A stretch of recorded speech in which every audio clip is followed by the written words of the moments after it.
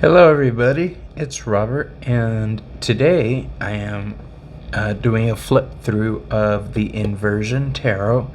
I received this also. The last 3 videos I've done have been decks that I've gotten from students and friends. This also is one that I got from a friend, Joey. Joey is a special person to me. She's one of the only people I trust in certain areas. And to that end, I'll be doing a video with her for my Behind the Cards segment, but this time we're flipping the script. Joey's going to be asking me the questions. She's taking me on the trip down the Fool's Journey. How exciting is that? But back to this. The Inversion Tarot, I like decks that show blackness. One of my favorite decks to use is this deck. It's a wannabe version of the True Black deck. But for a knockoff Pip deck, it's really beautiful. But the reason I brought this out is I like decks that have black as the background, because to me it adds to the concept of pulling things from the void. It's just the way I work. One of my other favorite decks to use is the True Black. This is the real version of what the one I just showed you wants to be. This is silky touching. Oh my gosh, it's smooth, it's reflective. I did a video on this, so if you haven't seen it, you could check it out and watch me drool over these cards. Anytime I've used this in readings, it has been phenomenal. The only thing is because the deck is so thick, I have to spread them out and let my client pick the cards that we're going to use, because I just can't shuffle them. This Inversion Tarot deck, I guess I should tell you about the company. It's by Jody Boginski Barbesi. How's that for a name? It is the Inversion Tarot, a 78 card pocket-sized tarot deck. That's the other thing I like about this. It is pocket-sized, and when I travel, this puppy is going to be going with me. My friend Beth is traveling in a few days. She has a pocket version of the Rider-Waite Smith, which is why I decided to do this video. Pocket decks are cool. I know a lot of people look down on them for the size, but screw those size queens. This is from US Game Systems Inc.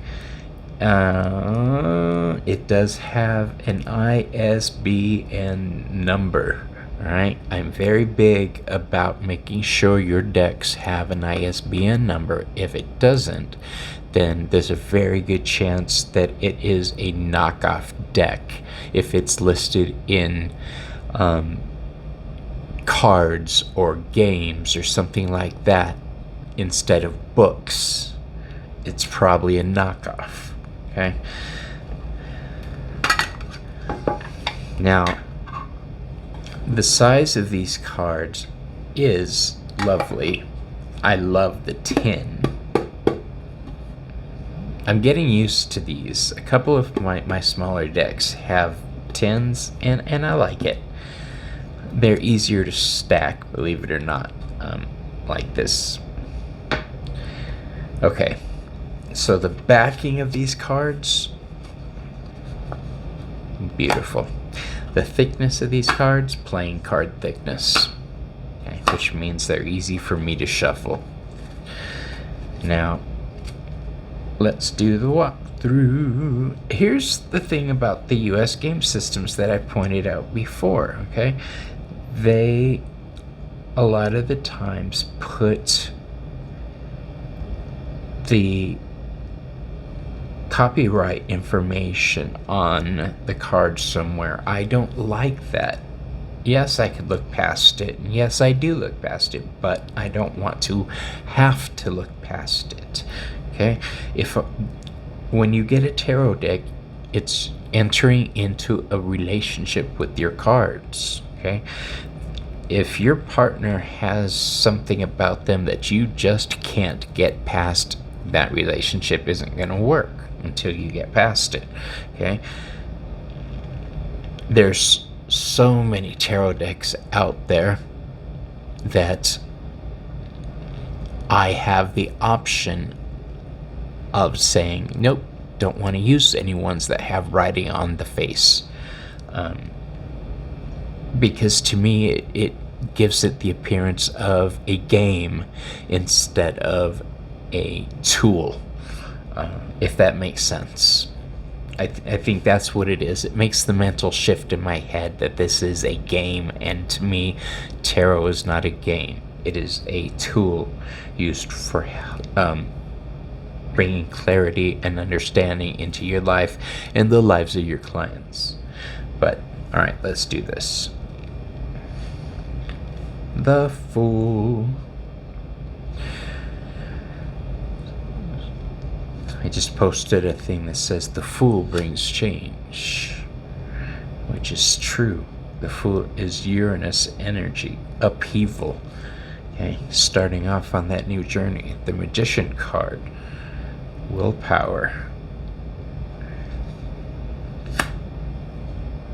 See, they're very similar to some of the traditional decks, except for the coloring.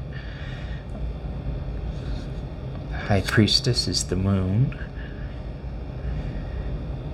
The Empress, Venus.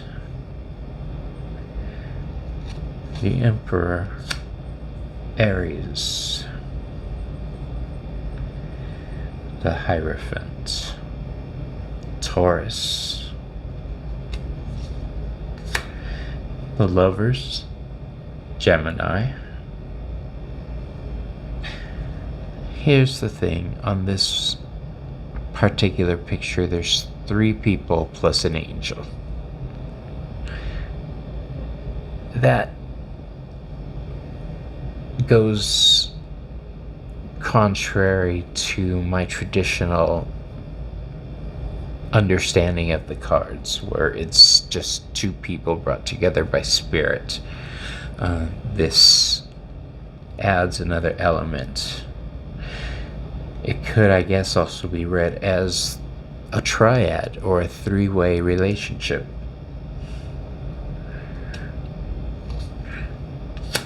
I've always wanted one of those. A relationship. A 3-way relationship, I should say. That way is when my husband's annoying me, I could go to the movies with my other husband. The Chariot is a card of Cancer. It's not only a card of aggression and forward momentum, it's a card of controlling your emotions. The Strength card, Leo.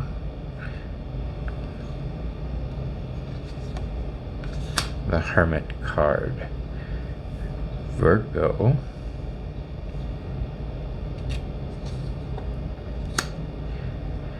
Some decks don't have the Hermit facing the past, and I do take exception sometimes, because I use directionality a lot in my readings. If he's not looking in the past and looking into his understanding of things, trying to find deeper meaning, it kind of skews the meaning of the card, wouldn't you say? The Wheel of Fortune, Jupiter expansion. Justice, Libra, Balance. The Hanged Man, Neptune.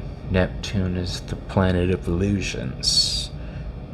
The Hanged Man talks of looking past those illusions, breaking those illusions even.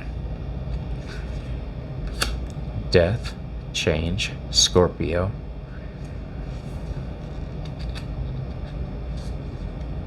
Scorpio reminds me of my grandmother. She was a very loving, caring woman, but if you messed with somebody she loved, she would tear you down. Temperance brings healing, associated with Sagittarius. The Devil is Capricorn, which is funny because my husband is a Capricorn. And as much as I love him, he has very controlling traits like a Capricorn. The Tower is represented by Mars. Aggression. Destruction. Next we have the Star, which is Aquarius. I can't see this card without singing that song in my head. This is the dawning. Yeah, that's the one. Okay, the Moon card. A lot of people ask, why isn't the moon associated with the moon? Well, because the moon is associated with the High Priestess. This card, the Moon, is associated with Pisces. I don't make the rules. I just work here. The Sun, however, is associated with the Sun. I like that no matter what card the Sun is next to, it trumps the sadness of whatever card it's next to. It shows you the healing progression. Judgment is a card of Pluto, transformation. The World is a card of Saturn, restriction. That's easy to remember. Saturn has a ring around it just like this. Now we're into the minors. From here out, it's pretty much a pip deck, but I'm going to go through them with you so we could talk about the astrological associations at the minors. Okay, so the aces don't have an astrological association, no matter what suit they're with. The ace of swords, cups, swords, cups, pentacles, or wands, they do not have a sign. Part of that is due to the fact that to evenly space out the zodiac signs, you need an even number. And this doesn't provide that if you add the aces in. So, I said they were pit decks, but 2s, 3s, and 4s in the minor arcana mean cardinal energy. So the 2 of Swords is cardinal air, and that's Libra. 3 of Swords, still cardinal air, Libra. 4 of Swords, cardinal air, Libra. Okay. Now 5, 6, 7 of the minor arcana deal with fixed energy. So 5 is fixed air, and that's Aquarius. 6 is fixed air, that's Aquarius. 7 is fixed air, that's Aquarius.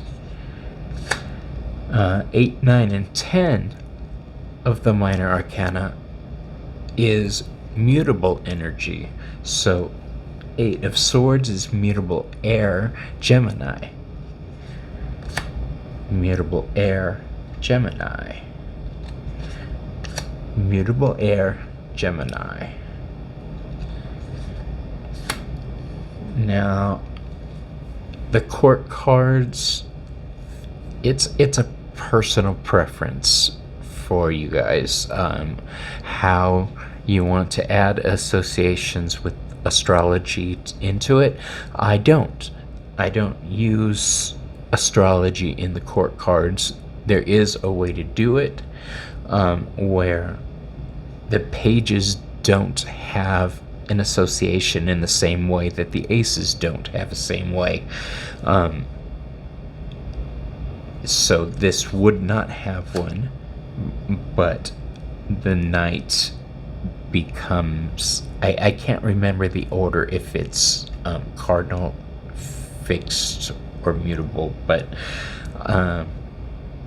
I just don't like the way it works for me, so I don't do it. I've been doing tarot for a very long time, and I'm set in my ways. Some things more so than others. This is one of those some things.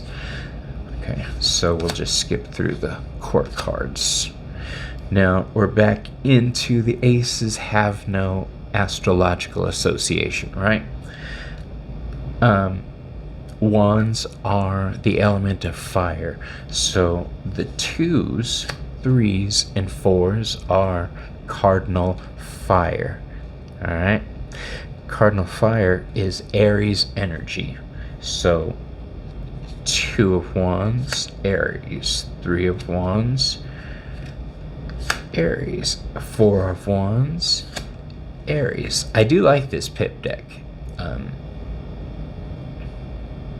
Yeah, that's all I got to say on that. So 5, 6, 7, remember, is fixed energy. Fixed energy is exactly that: fixed, stubborn, stable. Cardinal energy brings things in, gets the party going. Fixed energy maintains the party. They keep that party going. They make sure all the guests have what they need. They make sure everything's flowing. And then mutable energy starts to usher the people out of the house and do the cleanup and get the house ready for the next party that's going to happen with the next suit. So 5, 6, 7 of Wands are fixed fire, and that is Leo energy. So 5, Leo, 6, Leo, 7, Leo. Okay, now 8, 9, 10. 8, 9, and 10 of any suit are going to be mutable energy, remember? So we've got mutable fire with the 8, and that is Sagittarius. 9 is Sagittarius. 10 is Sagittarius. Okay, now we're back into the pages. I'll show you them, even though we're not adding astrology in with them tonight. I will do another video talking about the astrological associations in the court cards. Even though I don't use it, it's a good thing to know. And now that I realize I don't know it well enough to teach it, I need to remedy that. Darn it. Okay, so now we're into the aces, which is the element of water. So 2, 3, 4 is going to be cardinal water, and that's Cancer energy.